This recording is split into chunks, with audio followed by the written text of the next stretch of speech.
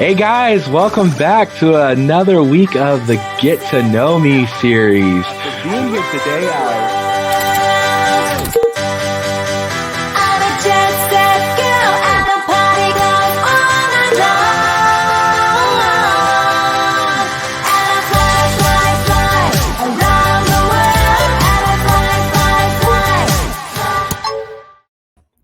That's right. We're back again. Get to know me from the Salvation Army, Berwick, PA, and wherever you're joining us. We're so glad that you are here.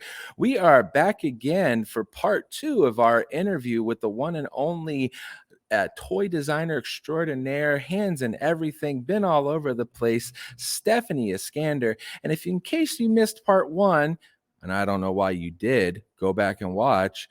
Let's take a little bit of a look at what Miss Eskander has done in her career.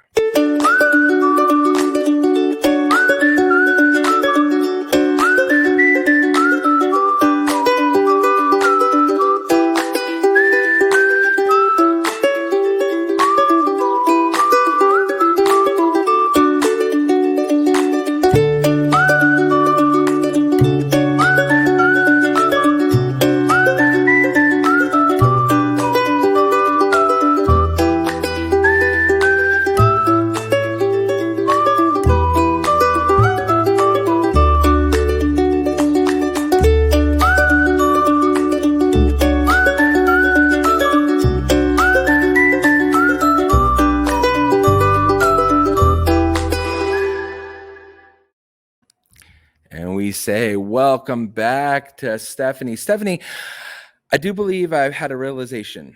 We have become best friends. I love and it. you want to know how I know? How? We are back this week, and we've picked out the same outfits we had last week so we could be in sync. It's amazing. We were just in the same mind frame, apparently. I love it. We are best friends. See, there we go. Well, we've heard last week about your journey into toy design and how, your passion for drawing kind of morphed into advertising, which morphed into toy design and all of the different aspects of toy design. And we just kept going and had so much fun. I didn't get to pull some of my selfish stuff out, and so I get certain perks about being the host here, and we hit on it last week. These little guys right here being such a big part of my youth and childhood, and I would go to friends' houses that had them, and I would put them up there. There we go, and would jump off of the beds and break things that I wasn't supposed to, and get spanked with sandals and stuff. But all this stuff that we don't condone anymore. But we had some. So I'd love to hear the story about these wrestling buddies, and again, how we kind of connected. I came to know your work partially. I'd already kind of heard, but I really got in depth through a wrestling figure podcast that you were on, talking about these guys. And so could you tell us a little bit about the wrestling buddies and that crazy story? How did you get in the ring? It is really an interesting story because my career primarily has been designing what we would call traditional girls' toys. Right. We saw a lot of that in the video. It was very heavy-handed on the other way. Dolls and plush and cute stuff. Well, I'm glad you put the wrestlers in there. I left Hasbro at the very end of 1989, and I started at Tonka 2 days after Christmas in 1989. So it was the dead of winter, going to Minneapolis, freezing cold. So I go to work, and my very second day of work, I was brought into a meeting with the boys team, and they had been developing a generic wrestling toy. It looked a lot like the Wrestling Buddies. It was kind of this big nebbish, actually much larger figure. Wow. And the guys had been testing it with their kids or with neighbors, and they were playing with a pillow fight, and it was really going over well. And they had just been awarded the WWF license, which took it from, just a cool toy to just magic. Right. But they had tried to find somebody on the staff that could actually draw the toys, and they weren't having any luck. I don't know exactly how long this had been going on before I got there, but they had tried their different designers to come up with the way it looked. But because of my drawing skills, I guess they said, would you like to try? And so I took out, I got my big sketchbook, and they brought me in a bunch of wrestling magazines. The only wrestler I knew who was Hulk Hogan. I was not in the wrestling world. Right. And they brought me these magazines and things, and I started drawing, and I did a likeness of Hulk Hogan, and they said, that's it. And so it was interesting because I started working on the wrestling toys at Tonka before I started working on the girls' product line, which at that time was the Cupcake dolls and some other doll lines. And that was what they hired me for, right? Was to do the girls' toys. And so they brought me in to do the wrestling buddies. They liked what they saw. And so within 2 days, I had designed, the first wrestling buddy, which was Hulk Hogan, and then moved on to the original 4. Within probably my first 2 weeks, I had designed all 4 of the original wrestling buddies to their satisfaction, to the point where they were sending my drawings off to Titan Sports, which is the licensor for WWF, for approval. And so it went from there. So in the same time, I'm drawing cute little cupcake dolls. I'm also inundated with wrestlers, and every day stacks of magazines would appear on my desk, and Titan Sports would supply us with slides of wrestlers, and everything had to be authentic. When a costume change was made, I had to change my design. I think the Ultimate Warrior changed a couple of times. Hulk changed, his neckerchief or, kerchief that he wore on his head changed. There were always modifications. Jake the Snake, later on, Jake the Snake we did, I think, 3 different revisions of him, but it was really kind of my drawing. And as I look back at these drawings, they're not like the most artistic representations, but at the time they were awesome. And the shape of the wrestling buddies was not realistic, right? It had to have lots of bulk. It had to have lots of surface area for kid hitting. Yeah, exactly. Yeah. A big pillow. And so that meant that it had to be cartoony and fun and stylized and look like them. And I'm pretty pleased with how they look even now. They're nostalgic. I've seen people who are creating new wrestling buddies, and some of the art skills are just superb. I'd love to kind of get my hands on doing some new ones. I've actually done a little bit of that, and people are asking me all the time to create new wrestlers or to create designs for the wrestlers that we were going to do but never were, right, but never did. Right. We did the original 8 that we did, but there were others that were going to happen. But when Hasbro bought Tonka and transferred everything to them, they basically shut down the line for unknown reasons. Well, I say unknown reasons. I have my own opinions as to why they didn't pursue the wrestling buddies. They probably wish they had. Oh yeah, most definitely. And and there's for those insider stuff, wrestling, but these are not small things, and so they take a lot of room up on the shelves at a Walmart or a Target, and that space is sacred, and you got to fight for it all the time. But it's funny. I was thinking as in last week when we were speaking, you were talking about how you kind of skew towards just kids toys and not adult collectibles. The ironic part but what you just said is these have become adult collectibles more than there. And I see this guy behind you, and if I remember correctly, wasn't there a story about these guys and your son and your sons? They were kind of the testing lab, how did you try them out, I should say? Yes. My youngest son at the time was about 5 when I was doing the wrestling buddies, which is a great age.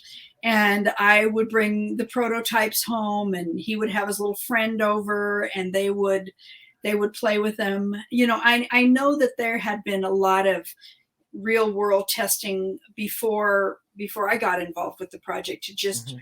show that this was going to be a viable concept. But the thing that's been really interesting, I know you and I had an off-camera discussion about toy safety and quality. It's really important for toy companies to develop toys that are safe and sturdy. Yes. That's really important to me as a mom and a grandma, in addition to as a designer. But the thing that's amazed me about these wrestling buddies is how they've stood Mhm. up to all of the wrestling, you know, uh, the abusive play. And collectors, especially those who are lucky enough to have had their childhood wrestling buddies still, they may be dirty and they are washable, by the way. They may They be are. dirty and they may be flat because that stuffing does compress, Mhm. but I rarely hear of one that got torn or broken Mhm. apart, or they've stood up. And I just, good for Tonka for creating such a wonderful toy. And I was involved with it every step of the way. There was a woman, she was the soft goods engineer. Soft goods are what we call fabric toys. So Right. doll fashions, plush toys, things, anything that's made out of fabric or is soft, called soft goods. So I had a colleague, she and I really worked closely together on this. She was in charge of the pattern, the actual sewing pattern, developing that, making up all of the white samples, which they made dozens of white samples out of white. It's kind of like a double knit. It's a knit fabric, not a woven fabric. So it's Mhm. very sturdy.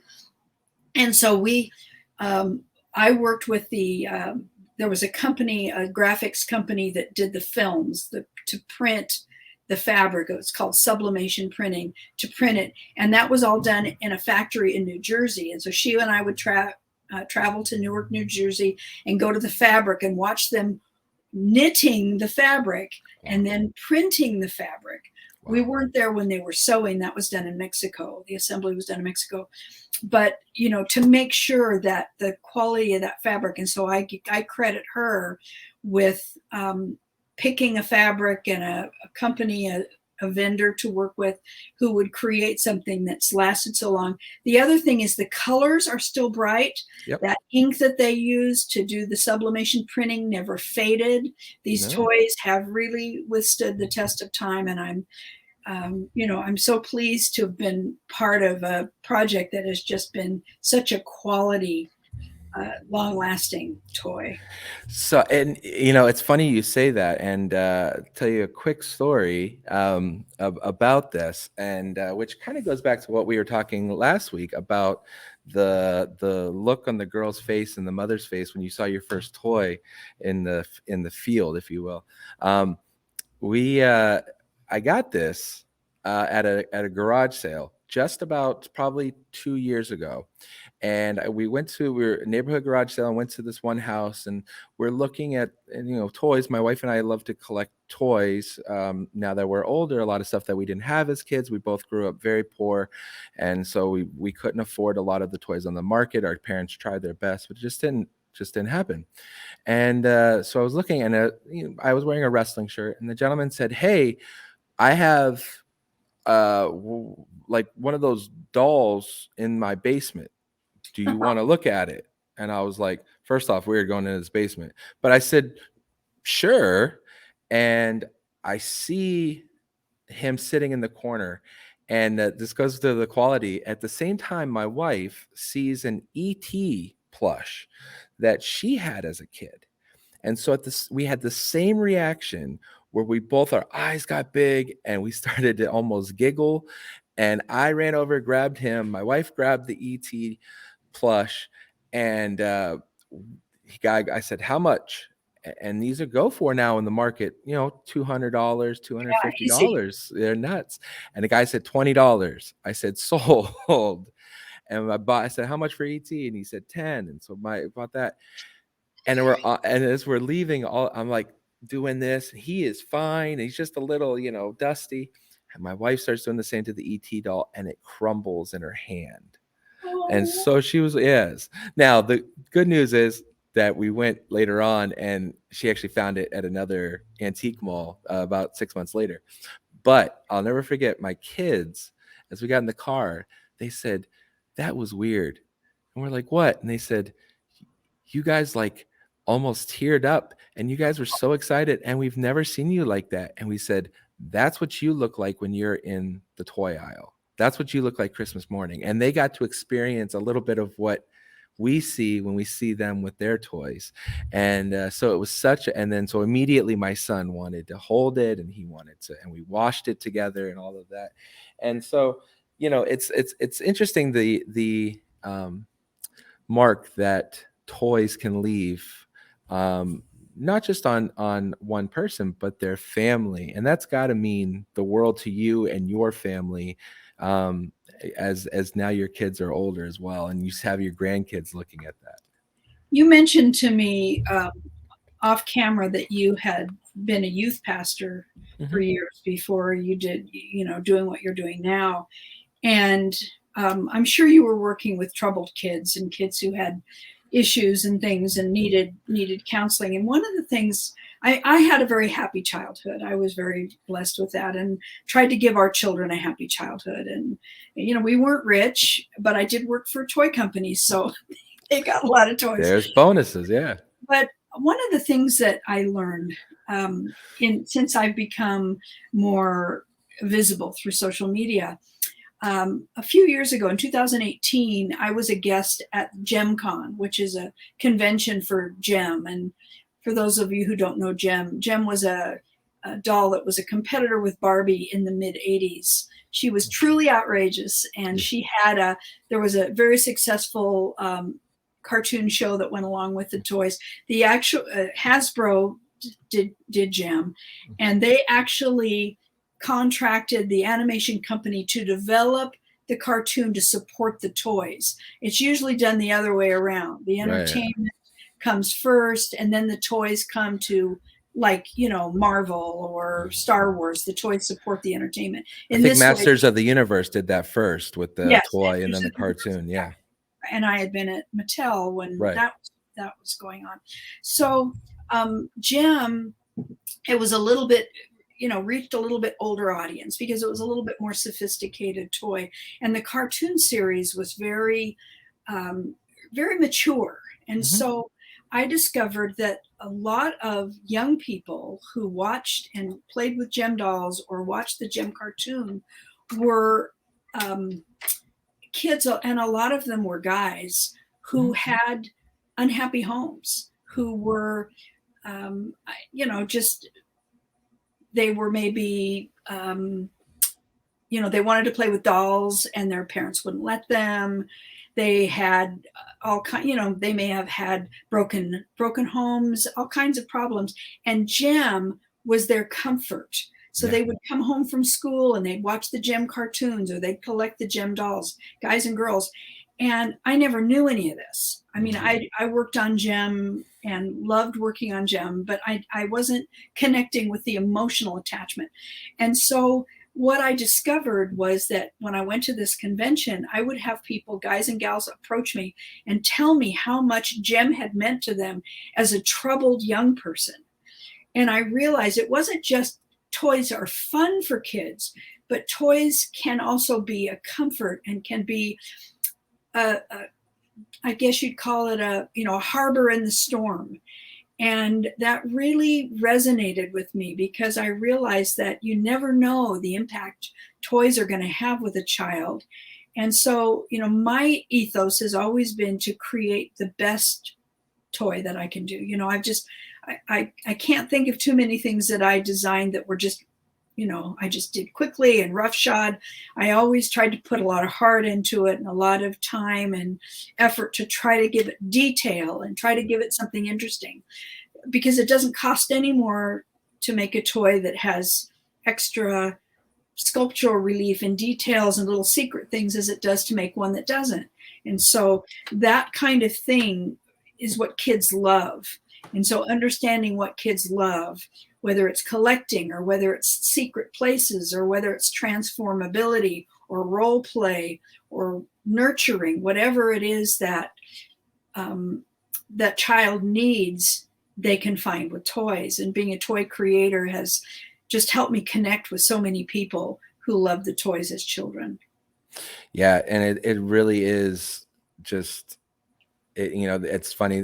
Like I said, my wife and I just go back because we did not have it, and we could share those. I was a project kid, and there was, I was ducking drive-by shootings and drugs all around me, but I had my wrestling action figures, and I had my stuffed animals that I loved, and I had my sister had her Barbies. I had my Teenage Mutant Ninja Turtles that the Salvation Army gave me as a kid, and so all Oh, of that stuff, that you kind of go into, and as an adult, I really think that we like to, or we need to sometimes kind of tap into whatever brings up those happy emotions. And I said to my wife, we were in the car yesterday and a song came on, and I said, this reminds me of my time working at camp, and things of that nature. And so having those places where you can escape are super important, and hopefully people watching, whatever age you are, can know that whatever it is that has that escape for you is definitely a good place to be. I Again, we're flying through, Stefanie, but I want to ask you, toy designer, you've worked on, as you said, Masters of the Universe, you've worked at Mattel, you got Barbie, you got WWF figures, you've worked on all of at Sesame Street, and so many cool things. What would you say has probably been one of the coolest experiences for you that you never thought would happen? Maybe it's somebody you got to meet, maybe it's, a place you got to go. What would you rank up there as, like, this was bucket list? wow, that's interesting. I For some reason, something popped into my mind that I haven't thought about for years. Um, when I was at Mattel the second time, I worked there twice. I was there in 1985 to early 86, and then I came back 10 years later. Was there from the mid 90s to the late 90s. Um, Sophia Loren came into our group. I think they were doing a Sophia Loren Barbie, and that was that was kind of fun. I mean, there were all kinds of celebrities and things. Toy companies put on events, and Right. some of them are family events, and you bring your kids, and there's a big giant My Little Pony there that your little daughter can be with. And it's hard to just pinpoint one thing. I just think um, I think just having the opportunity to work at the different companies and meet other designers and artists and creatives has been such a highlight for me. I mean, sure, we've met, I worked when I was at Spin Master, I worked on a toy line for a TV show called Victorious, which was a Nickelodeon show for tweens, primarily girls, but guys too. In the I think the show was out starting in maybe 2010, 11, 12, in that era. Yeah. And that included, now I'm blanking on her name, the one that's so famous, Yes. Adriana Grande. Ariana Grande. Yes. We got to go to the studios. We're in Hollywood. We were in Southern California. We got to go to the studio, watch them filming. I was working on play sets, so I got to go there another time and just take pictures of the sets. And then they threw a cast party for us. We presented them with unique dolls, one-of-a-kind dolls. And of course, at that time, Ariana Grande was in a supporting role, and then later she exploded. And I've got these young women who love her and who are writing to me all the time, tell me more about her. But, those things to me were perks. Yeah. But to me, the best part of being in the toy industry is the people that I worked with, whether it was freelancers, whether it was clients that I was freelancing for, whether it was colleagues. Generally, it was colleagues. And when I look at my Facebook friends, probably a third to a half of them are toy industry friends. Some that go back, to the 80s, people I've been friends with for 40 years, or, 35, 40 years. And I just think, these are this is what it is. It's the people, the creativity and the whimsy and the imagination and the creativity. Because like as I mentioned earlier, I always tended to gravitate toward the creative people, and those tended to be my closest friends, or the ones that had the great ideas or had the most fun. Their offices were the coolest, and because we're all kind of kindred spirits, we all have that sense of never growing up. I Right. think the comment that I get most is, "Oh, you're a toy designer, that must be so much fun." Yes and no. Of course it's fun. There's a lot of fun things, but it's work. Yeah. I've been working on a project that I'm working on right now that is just, I get up 6:30 in the morning and I get into my studio and work all day, don't take lunch, work the next day. I mean, I put in so many hours, and it's like, it's hard work, and you've got clients that are wanting you to make all these changes, and it's, it isn't like being a painter where you go out and you're painting a landscape and you do what you want to do. When Right. you're working as a professional artist, illustrator, designer, you have a client or a boss who are directing you, Right. and they may want you to make changes, and you may not like the things that they suggest, but they're the boss, and so you do that, and that's something that you learn, as a creative working for somebody else. It's a bit different than just doing whatever you want to as an artist and making your own decisions, and that's a challenge, but it's what I like. I don't mind doing those things because that's what I do. That's my life that I've chosen, and I'm really happy to accommodate my clients, even though sometimes they're wrong, and sometimes I push Absolutely. my ideas a little harder. You have to know when to push and when to let it go. Right. Those Know the hills you wanna die on. exactly. Yeah, and not to mention, you're also, by the way, a wife, a mother, a grandmother, so finding time True. for the your number 1 jobs is always, the most important too. It's true. And I've been so blessed to have such a wonderful husband who's supported me every step of the way. It's been my job that's moved us all over the country. Mhm. We moved from California to Rhode Island to Minnesota to Western New York, back to California to New Jersey to Utah, where we live now. And he's been there, to sell the houses, to pack the things, to take the kids around, to support me. And now he manages a lot of my business, my website, my sales, and he helps me manage. I'm not very good with finances. He helps me with my billing and keeping track of my hours and all of those things. He's been right there. I couldn't have done it without him. And my poor kids who got dragged around the country. My oldest was 7, I guess, just 6.5 when we made our first big move, and we moved back to California when he was just finished his freshman year in high school. So we were gone for 10 years, and then he spent the rest of his growing up years in California during high school and after. But that was hard on the kids to make all those moves, and they adapted, and I guess it was okay with them. But I have to give credit to my family, and for everything that they've done. And I just love spending time with them. And as they've gotten to be adults, my kids are all creative and awesome and um, wonderful. And their kids, we couldn't love being grandparents more. It's been a fun experience. And one more thing I was going to mention. Yeah. The other night, we had 3 of our grandkids come and spend the night with us. And we were talking about soft stuffed animals and toys. And my daughter told the kids they could each bring a soft toy to come to grandma's house, even though grandma has lots of toys to play with. Right. And so my 2 granddaughters, one is 9 and one is 2, and they each brought one little stuffed toy. And my grandson, who just turned 7, brought like 6 or 7 stuffed toys.